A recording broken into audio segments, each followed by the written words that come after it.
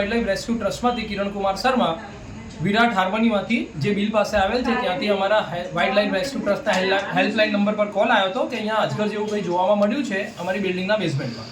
એટલે તત્કાલ ત્યાં રહેતા મારા જે મિત્ર છે દર્પણભાઈને ત્યાં મોકલ્યો તો એમણે જોયું કે પાયથન જ છે.